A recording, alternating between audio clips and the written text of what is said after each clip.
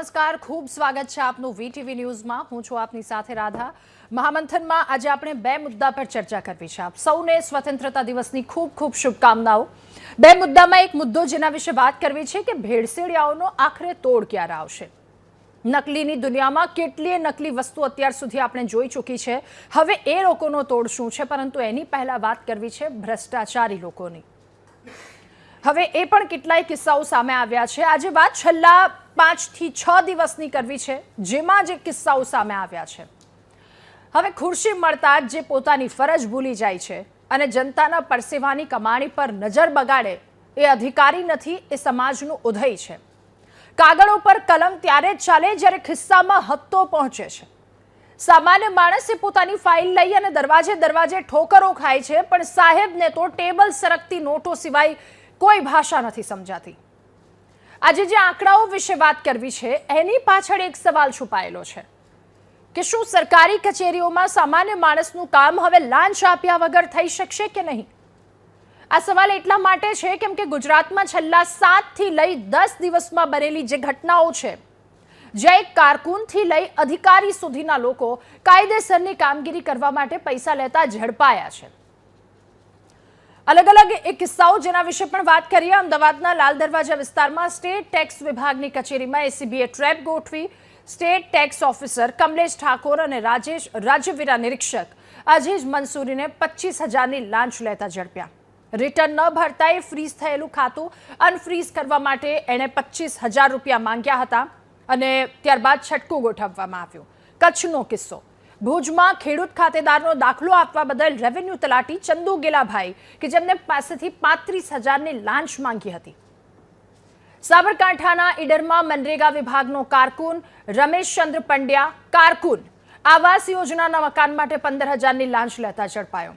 અમદાવાદના chief fire officer, જેમનું નામ અત્યારે સૌ કોઈના મોઢે હશે, અમિત ડોંગરે, કે જે ફાયર એનઓસી મંજૂર કરવા બદલ 6,000ની લાંચ, એ બિલ્ડિંગ દીઠ 6,000 રૂપિયાની, એટલે આંકડો એ 36,000નો હતો, કે જેમની પણ ધરપકડ કરવામાં આવી। તેની સાથે ભાવસિંહ ઝાલાની પણ ધરપકડ કરવામાં આવી હતી। દાહોદની વાત કે જ્યાં જુગારના કેસમાં પતાવટ કરવા માટે 15,000ની લાંચ લેતા પોલીસકર્મી કનકસિંહ રાઠોડને એસીબીએ ઝડપી પાડ્યા। ઝાલોદમાં શહેરી આવાસ યોજના હેઠળ મકાન મંજૂર કરાવવા માટે 10,000ની લાંચ લેતા જયેશ પટેલ, મનુ વસૈયા, જે એસીબીના છટકામાં ફસાયા। કચ્છમાં સેલારી ગામની મહિલા તલાટી અલ્પાબેન પટેલ માત્ર 1,000 રૂપિયાની લાંચ લેતા ઝડપાયા। હવે આ તમામ ઘટનાઓને એક સાથે જો જોવામાં આવે, કચ્છની વાત હોય, અમદાવાદની વાત હોય, અલગ અલગ જગ્યા પરની આ બધી જ જગ્યાની એક વાત જોવામાં આવે તો સ્પષ્ટ થાય કે લાંચની રકમ 1,000ની હોય કે 36,000ની કે લાખ રૂપિયાની, એ લાંચની નાની કે મોટી રકમ હોય, કોઈ નાની વ્યક્તિ હોય કે મોટી વ્યક્તિ હોય, પરંતુ જો પોતાનું કામ કરાવવા માટે જાય છે તો પૈસાની માંગણીનો સામનો કરવો પડે છે। ગુજરાતના જ અલગ અલગ જગ્યા પર છેલ્લા 7 થી લઈને 10 દિવસ સુધીના કિસ્સાઓ છે। હવે કડક કાર્યવાહીથી આ બધાય લોકો સુધી સંદેશ પહોંચાડવો ખૂબ જરૂરી છે કે લાંચ 1,000ની હશે કે 36,000ની, સરકારી કામ એ સેવા છે, સરકારી કામ છે એ સોદો નથી। ખુરશી, પાવર અને લાંચના એ પૈસા એ કાયમ નથી રહેવાના। જે દિવસે એસી ઓફિસમાંથી નીકળી અને રેડ પડશે તે દિવસે આ બધી સાહેબી જેલના સળિયા પાછળ ગાયબ થઈ જવાની છે। અલગ અલગ જગ્યા પરના જે લાંચના કિસ્સાઓ સામે આવ્યા છે, આવા ભ્રષ્ટાચારી અધિકારી જે સામે આવી રહ્યા છે, આટલી કાર્યવાહી, આટલા લોકો સામે આવી રહ્યા છે, અને એ જોઈને કદાચ એમનો અંતરાત્મા નથી જાગતો કે લોકોના કામ કરવા માટે આ ખુરશી પર બેઠા છીએ, ન કે એ પૈસાની એ થપ્પીઓ લેવા માટે। એટલે હજુ પણ આવા કિસ્સાઓ સામે આવી રહ્યા છે। આનો અંત ક્યારે અથવા તો આ ઓછું ક્યારે થશે, આ જ મુદ્દા પર ચર્ચા કરીશું મહામંથનના પહેલા મુદ્દામાં।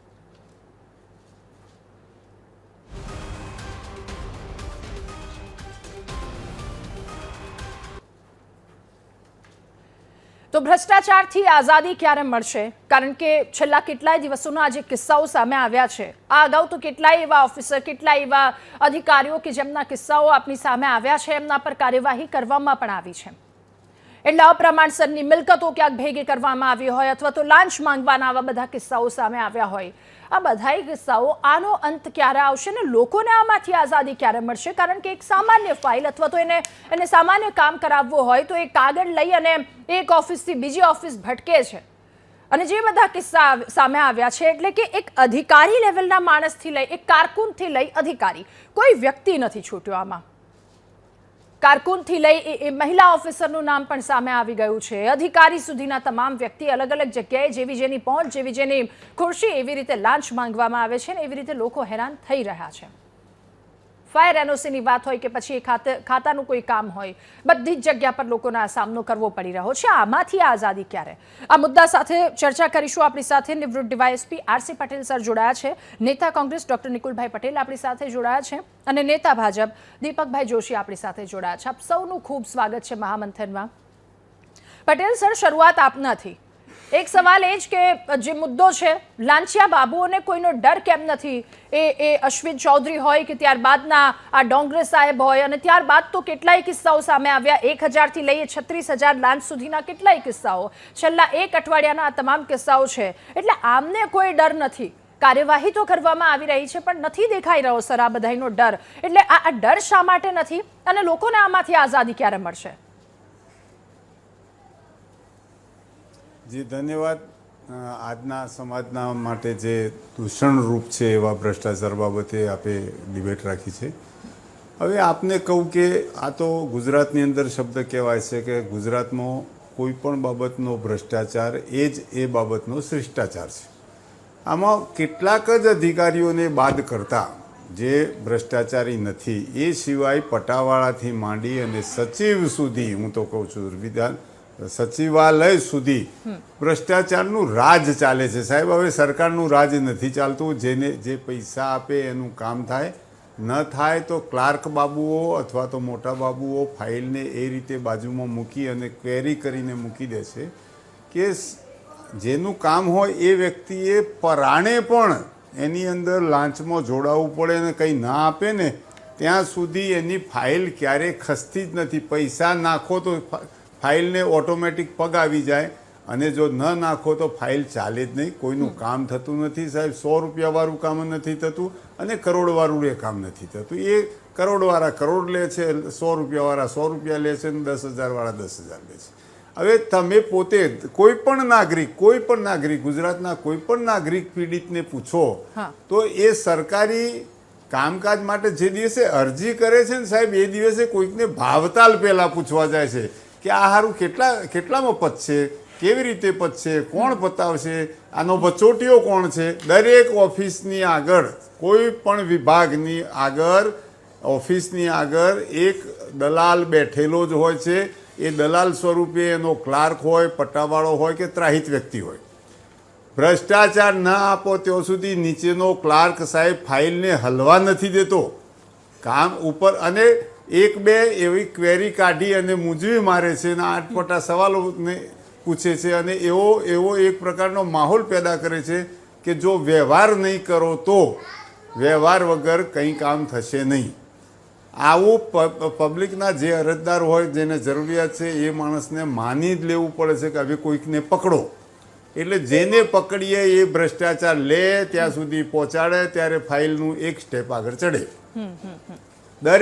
દરેક ક્લાસની અંદર પોતાના વચોટિયા, દલાલો, ભ્રષ્ટાચાર લેવાવાળા રાખવામાં આવતા હોય છે અને અમુક જ અધિકારીઓ ઓનેસ્ટ છે. ગુજરાત સરકારની અંદર આપને કહું કે એ ગણવા હોય તો ગણી શકાય એટલા જ અધિકારીઓ ઓનેસ્ટ છે. ભ્રષ્ટાચાર ઉપર સરકારનો કોઈ કાબુ નથી સાહેબ. એ નિયંત્રિત કરી શકાશે, નાબૂદ નહીં કરી શકાય. કોઈ સંજોગે નાબૂદ નહીં કરી શકાય.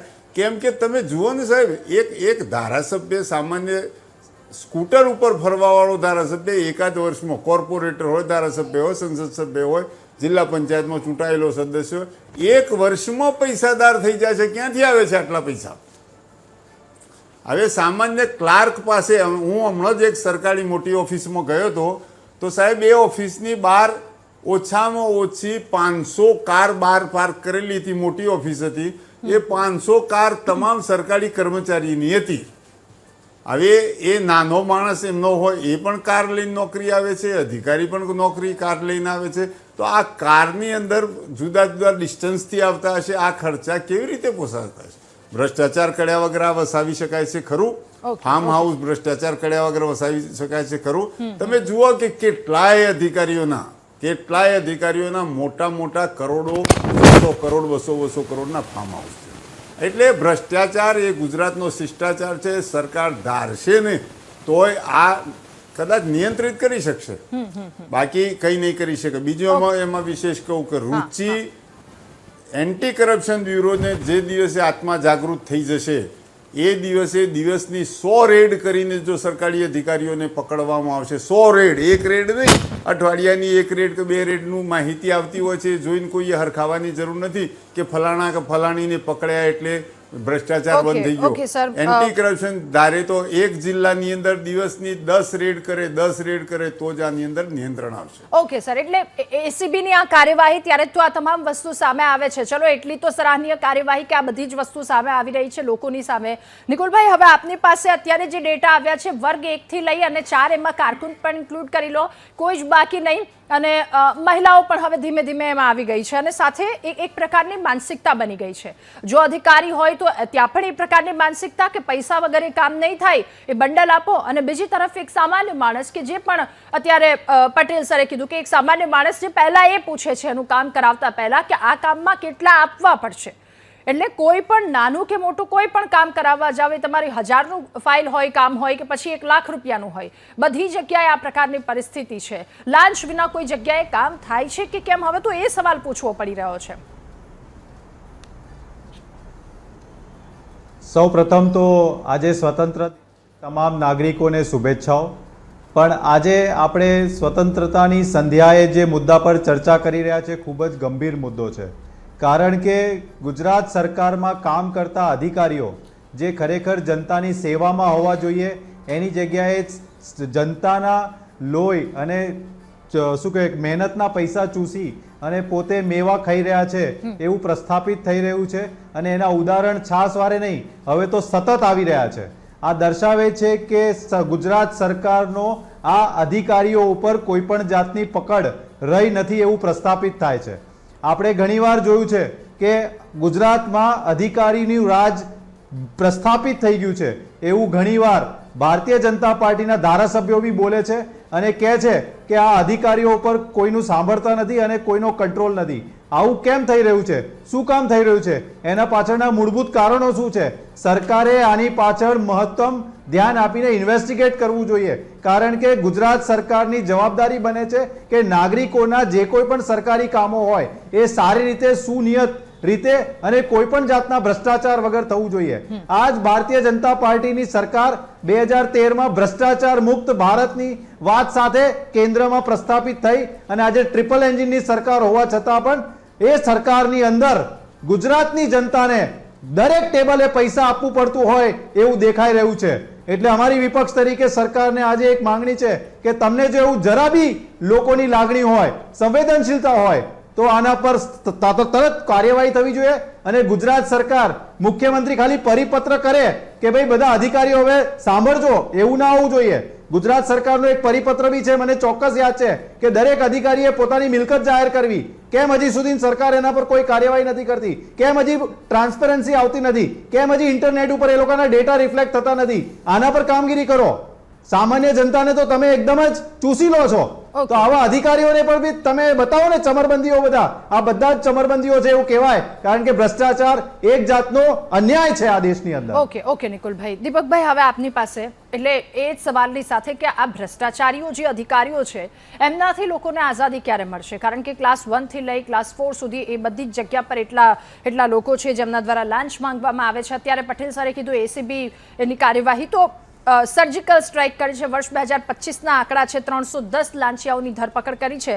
1.72 કરોડથી વધારેની લાંચની રકમ એ ગેરરીતિઓ પકડી છે અને 16 કરોડથી વધારેની બેનામી સંપત્તિનો પર્દાફાશ કર્યો છે. એટલે આ વર્ષ 2025ના આંકડા અને 2026માં જે રીતે કિસ્સાઓ સામે આવી રહ્યા છે એ રીતે સવાલ તો ચોક્કસથી થાય કે આમાં સામાન્ય માણસની દશા શું થતી હશે? સૌપ્રથમ તો આજનો જે આ શુભ દિવસ છે આપણા સૌ માટે આઝાદીનો, જ્યારે આઝાદી મળી છે અને સ્વતંત્રતા દિનની સૌ કોઈને આપના માધ્યમથી હું શુભેચ્છાઓ પાઠવું છું, શુભકામનાઓ પાઠવું છું. ચિંતાનો વિષય ખૂબ છે મોટો. આની પહેલાં પણ મારા ખ્યાલથી આ જ પેનલિસ્ટ હતા, કદાચ પટેલ સાહેબ હતા કે નહીં મને બહુ ખ્યાલ નથી, પણ અઠવાડિયા પહેલાં જ આપણે જે કરેલી હતી Amit Dongre. Chief fire officer વખતે આઝાદી જ્યારે આપણે મળી ત્યારે અમે તો હતા નહીં, હું તો હતો નહીં, પટેલ સાહેબે કદાચ એ જોયેલું હોય, નિકુલભાઈ પણ નહીં હોય એ વખતે, પણ ત્યારે આપણને જે આઝાદી મળી ત્યારે લોકોનો એટલો બધો આનંદ હતો કે આપણે હવે દેશ આઝાદ થયો છે ને આપણે આપણી રીતે દેશને ચલાવી શકીશું, અને એક એવો દેશ કે જ્યાં વિશ્વની અંદર જ્યાં સંસ્કાર સંસ્કૃતિની વાતચીત થાય, એવો દેશ કે જ્યાં લોકો ઉદાહરણ આપે, જ્યાં યોગની બાબત હોય, જ્યાં પડકારોની બાબત હોય, ત્યારે આપણે એક ભારત દેશને યાદ કરીએ અને માતાની જેમ આપણે પૂજનારા છે જ્યારે આપણે ભારત માતાની વાતચીત કરીએ છીએ. પણ હું આજે તમને પણ ખાસ કહીને કહીશ કે જે તમે ટાઇટલ આપ્યું છે આઝાદી ક્યારે મળશે આમાંથી આપણને, ખૂબ દુઃખની બાબત છે આપણા માટે. મોગલોથી આપણે આઝાદ થયા તો અંગ્રેજો આવ્યા, અંગ્રેજોથી આઝાદ થયા તો આજે આપણે આપણા જ માણસોની પાસેથી આપણે આઝાદી માગીએ છીએ એવું આપણે બોલી શકીએ છીએ, કહી શકીએ છીએ. ખૂબ દુઃખની બાબત કહી શકીએ, કારણ કે પહેલાં તો પારકા હતા અને દેશને ખોખલો બનાવવા માટે આવ્યા હતા. એ અંગ્રેજો હોય કે મોગલો હોય, એમને તો સોના કી ચીડિયા દેખાતી હતી અને એટલા માટે એની દાનત ખરાબ હતી નહીં હતું. પણ આ તો આપણા જ માણસો પોતે આપણા દેશને ખોખલો કરી રહ્યા છે. હું માનું છું ત્યાં સુધી ખૂબ ગંભીર બાબત છે ને સૌ માટે આ ચિંતાનો વિષય છે. સરકાર પોતે જાગૃત છે. હું મુખ્યમંત્રીશ્રીએ પણ આપણા ભૂપેન્દ્રભાઈએ પણ હમણાં જ વાતચીત કરી હતી કે ઘણી વખત લાગતું હશે કે આ વ્યક્તિને પકડ્યો, આ વ્યક્તિને પકડ્યો, ઘણી વખત એનો સમાજ એની સિમ્પથી એની માટે લેતો હોય, પણ એમણે બહુ ક્લેરિટી કરી કે આનું સ્થાન ક્યાં છે. આ લોકોનું, એ લોકોનું સ્થાન જ્યાં છે ત્યાં આપણે મોકલવા પડે. જો એ નથી કામ કરતા અથવા તો આ રીતની પદ્ધતિથી કરે છે, આ બહુ સ્પષ્ટ સંકેત સરકારે આપ્યો છે. હું માનું છું ત્યાં સુધી મુખ્યમંત્રી શ્રી, નાયબ મુખ્યમંત્રી શ્રી બંને આ બાબતમાં બહુ સ્ટ્રિક્ટ છે. એટલા માટે, નહીતર તો ધારો કે કોઈ સરકાર ઉપર આક્ષેપ કરતો હોય તો સરકાર પોતે બોલે જ નહીં સ્ટેજ ઉપર, પણ એમણે બહુ સ્પષ્ટ સંકેત આપ્યો છે કે ના, આ બાબત ક્યારે પણ ચલાવી નહીં લેવાય. જે સ્થાનમાં સમજતા હોય સમજી જાય. અને વાત તમારી સાચી છે કે પટેલ સાહેબ સાથે એટલું બધી વર્ષોથી જ્યારે આઝાદી મળી એ પછીનો થોડોક પીરિયડ મને બહુ ખ્યાલ નથી, કારણ કે મારો બર્થ બહુ પાછળ થયેલો છે, પણ એ વચ્ચેનો પીરિયડ કદાચ સારો પણ હશે. પણ આપણે છેલ્લા કેટલાય વર્ષોથી જોઈએ છે, 40-50 વર્ષથી આપણે જોઈએ છે કે અધિકારીગણ એ નીચલા કક્ષાથી ઉપર સુધીનો એ ભ્રષ્ટાચાર પોતે આજે પૈસા કમાવાની જે હરોળની અંદર જે પોતે જે મીટ માંડી દીધી. સૌથી પહેલા એક ડિપાર્ટમેન્ટ હતું, પછી બીજા બધા ડિપાર્ટમેન્ટ ધીમે ધીમે થવા માંડ્યા. હા, કહેવાનો મતલબ એટલો છે, એસીબી સાહેબે વાતચીત કરી, આક્રોશ પુષ્કળ થાય છે આપણને. દરરોજની રેડ પાડે સો વાત તમારી સાચી છે, તો પણ ઓછું પડે એમ છે એવું થયું અત્યારે. પણ સવાલ એવો આવે છે, હું તમને કહું કે આમાં પ્રજાની પણ એક જવાબદારી બને છે અને એની અંદર પોતે પણ જ્યારે કોઈ માગે છે, હું હમણાં 2 દિવસ પહેલાંનો મારો અનુભવ કહું, એક અધિકારી છે પોતે, એટલે એ લોકોને ઓથોરિટી આપવામાં આવી છે કે ધારો કે પોલીસ ડિપાર્ટમેન્ટ છે તો એ લોકો બધાના એકાઉન્ટ્સને બધું ચેક કરી શકે છે. તો એની ઓથોરિટીના આધારે જે આરોપી જે છે એના એકાઉન્ટ્સ ચેક કરી આવ્યા અને કે જે એના ખાતામાં 20 લાખ રૂપિયા પડ્યા છે, અમને તમે ગીવ મી 5 lakhs રૂપીસ. એ કે ક્યાંથી લાવું પૈસા? તો કે 5 લાખ રૂપિયા આપો તમે, એની પાસે પડ્યા છે. પેલા કે નથી મારી પાસે, તો કે એના એકાઉન્ટમાં, બેંકના એકાઉન્ટમાં પડ્યા છે. બોલો, એટલે ઓથોરિટી એ કેટલો મિસયુઝ કરે છે પોતાના પાવરનો, અને ત્યારે એને ખબર પડી કે ના, જ્યાં આપણે માગી રહ્યા તો ક્યાંક પ્રોબ્લેમ થશે. કદાચ જો થયું હોત ને સરખું અને મારો, તો કદાચ એ પણ પછી અટકી ગયું એ માણસ અને મારે કેવું પડ્યું થોડું 2 દિવસ, નહીતર એ પોતે પણ આ તમારા લિસ્ટમાં આવી ગયા હોત આ બાબતમાં. સવાલ એ છે, વાત સાચી છે, આપણને ઉકળાટ થાય છે, સરકારની જવાબદારી છે. સરકાર, એ પણ ભૂપેન્દ્રભાઈએ કીધું છે, તમે અમને જવાબ અમારી પાસે માગી શકો છો, અમારે આપવો અમારી જવાબદારીમાં પણ બને છે. એ પણ આપે સાંભળ્યું હશે એમનું પ્રવચનની અંદર એને સ્પષ્ટ કીધું, કારણ કે તમે અમને મત આપ્યા છે, તમે અમારા પર ભરોસો મૂક્યો છે, અમારે જવાબ આપવો પડે. સવાલ એટલો છે, હું તમને કહું કે છેલ્લા 50 વર્ષની અંદર જે સિસ્ટમને જે ખોખલી કરી નાખી છે એને કાઢતા કાઢતા આપણને વાર લાગશે. હા, આજે આરસી પટેલ સાહેબ એક શબ્દ બોલ્યા કે નાબૂદ ન કરી શકીએ, નિયંત્રિત કરી શકીએ. સાહેબ વાત સાચી છે, પણ હું એટલું સ્પષ્ટ કહીશ તમને કે ભારતીય જનતા પાર્ટીની સરકારે જે કોઈ નેમ ડિજિટલાઇઝેશન ઉપર મૂકી છે એના માટે તમારી પાસે માહિતી પણ આવે છે, તમે પોતે પણ જાગૃત થઈને ત્યાં મૂકી શકો છો. એ પદ્ધતિ આપણે ધીમે ધીમે કરી રહ્યા છીએ, પણ આના સોલ્યુશન્સ એક જ છે, જાગૃત થવું પડશે. બીજી એક વાત છે તમને કે ડિજિટલાઇઝેશન ઉપર આપણે મેક્સિમમ ભાર આપ્યો છે અને એનાથી આપણે સંપૂર્ણપણે ધીમે ધીમે નિયંત્રિત થશે અને સંપૂર્ણપણે નાબૂદ પણ થશે. બેનો એક છેલ્લી વાત કહી દઉં, આપણે ઘણી વખત એવી ચર્ચાઓ થાય છે કે પકડાય છે, શું થાય છે, પણ હું તમને એટલું કહું, બિંગ એ લોયર, મારી પાસે જે આવે છે ને, જે એસીબીના કેસની અંદર એમની કેટલી બીક હોય છે, કેટલા ગભરાતા હોય છે ને, જ્યારે એનું બધું અટકી જાય છે ને, પેન્શન ને ગ્રેજ્યુટીને, ત્યારે એમને ખબર પડે છે અને આ કરતા કરતા તો કરી નાખે છે, પછી એમની હાલત એમને ખબર પડે છે. અને હું તમને કહું કે 100% જ્યારે આ પૈસાની હરોળની અંદર જે આ ખોટી મીટ માંડી છે, જે આ હું તમને કહી દઉં અસામાજિક તત્વ જ કહેવાય, સમાજને ખોખલો કરવાની આ બાબત થઈ રહી છે. આમાં ક્યારે પણ કોઈ સપોર્ટ ન કરવું. પટેલ સર, ફરી એકવાર આપની પાસે હમણાં જ કેતકી વ્યાસનો કિસ્સો આવ્યો કે જેમાં કરોડોની મિલકત તેમણે ભેગી કરી લીધી. એટલે અમુક કિસ્સાઓમાં એવું હોય છે કે ચલો પકડાઈ ગયા છે, હવે એના પર કાર્યવાહી કરવામાં આવશે, પણ એ પહેલા જ એટલું બધું ભેગું કરી લીધું હોય કે પાછળ પેન્શન બંધ થાય કે બીજી વસ્તુ બંધ થાય તો એનાથી કોઈ ફરક નથી પડતો. પણ ઠીક છે, મિલકતો પણ સીઝ કરવામાં આવે. ત્યારે એસીબીના એક અધિકારીએ વાત જણાવી હતી, સર અત્યારે લોકોમાં પણ એક ડર છે, અથવા તો અધિકારીઓમાં પણ ડર છે, જો આ પ્રકારના કિસ્સાઓ અથવા તો આવી લાંચ એમની પાસેથી માંગવામાં આવે તો લોકો પણ એવું કહે છે કે ક્યાંય નામ સામે ન આવે.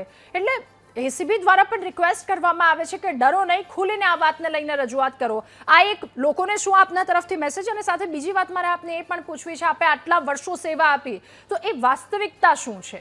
એક સામાન્ય માણસ જો પોતાનું કામ કરાવવા માટે આવે છે તો ત્યાંની વાસ્તવિકતા શું હોય છે સર?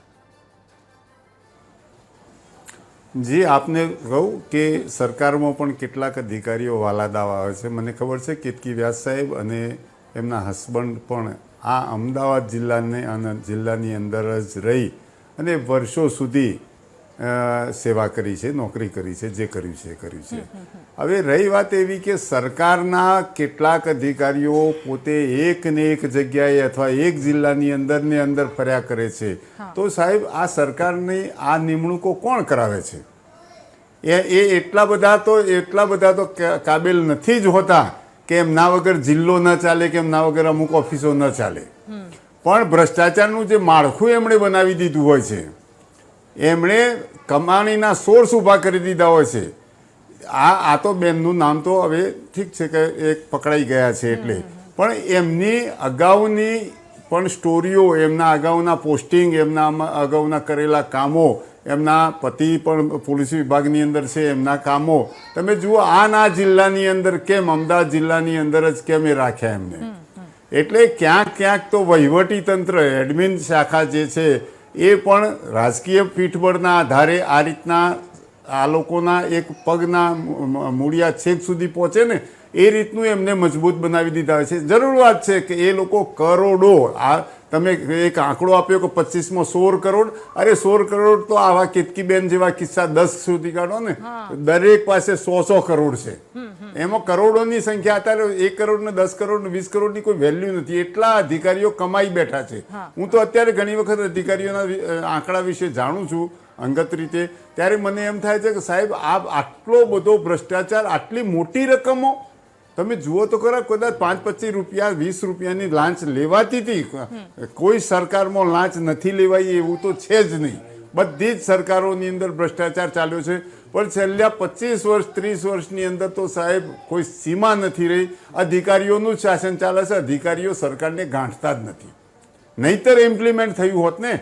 આ કોઈને દેખાતું નથી. એન્ટી કરપ્શનના અધિકારીઓને હું 2 હાથ જોડીને વિનંતી કરું છું કે દિવસની 100 200 રેડ કરો સાહેબ, તો જ થોડું નિયંત્રણ થશે. તમારાથી કોઈ બીતું નથી.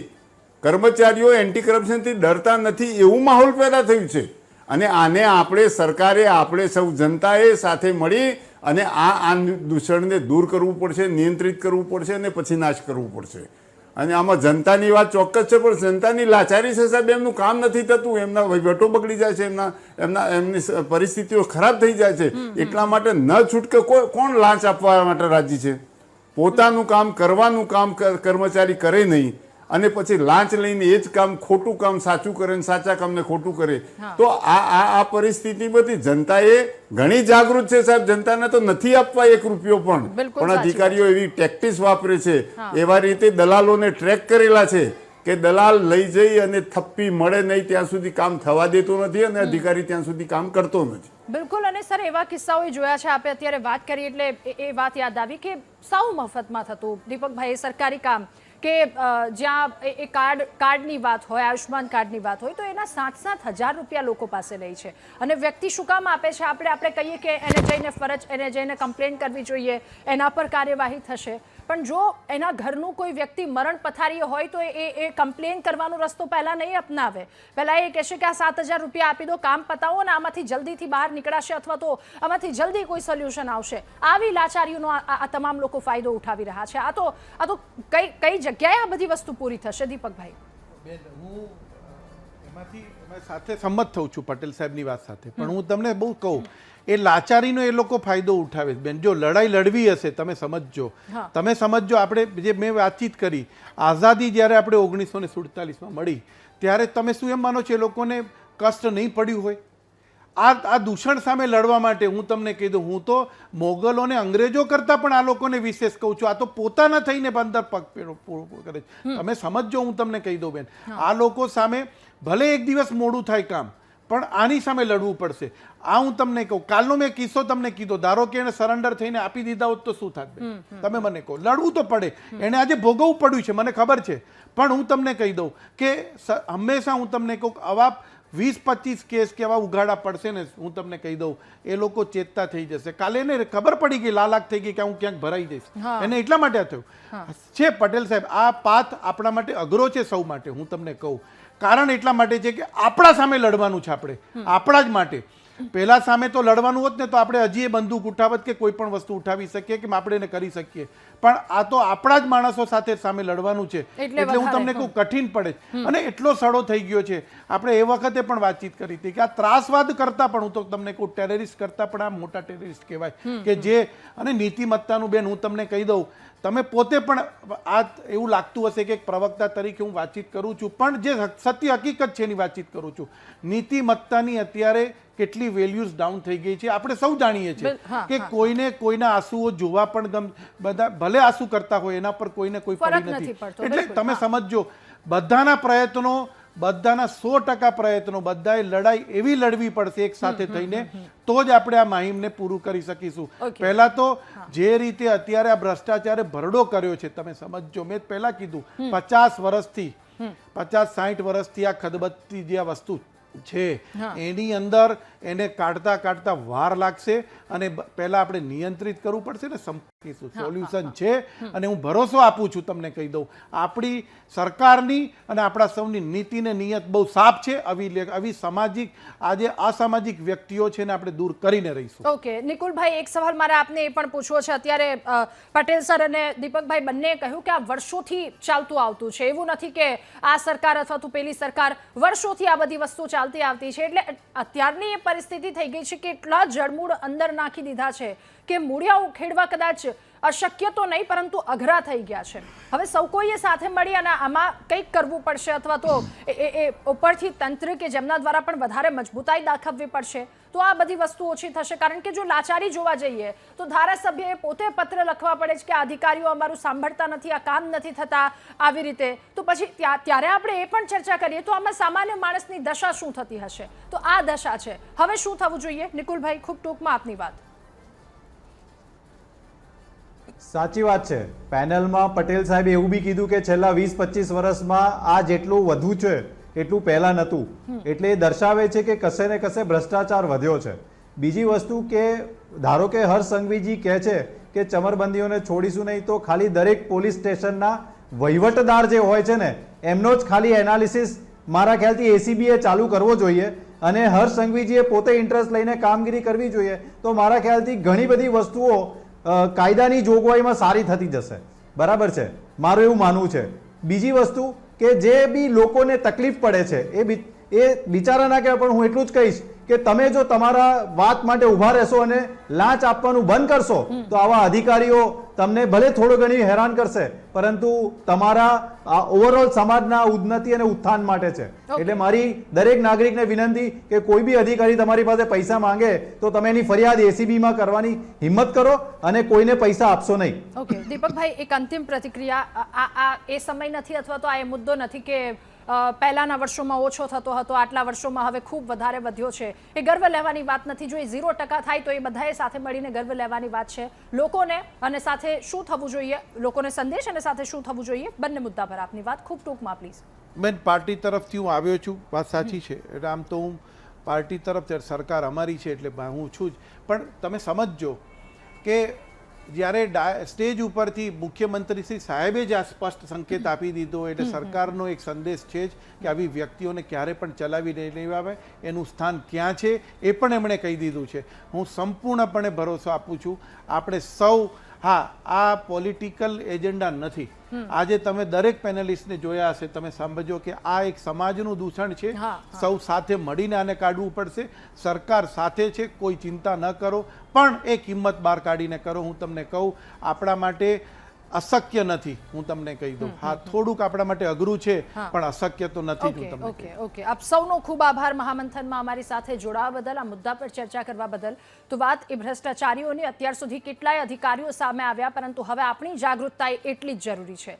મહામંથનમાં બીજો મહત્વનો મુદ્દો કે જે નકલી વસ્તુઓ આપણા સુધી આવી રહી છે, હવે એ ક્યારે ઓછી થશે અથવા તો એ આંકડો ક્યારે શૂન્ય થશે, એ મુદ્દા પર વાત કરીશું. રોકાઈએ એક બ્રેક માટે.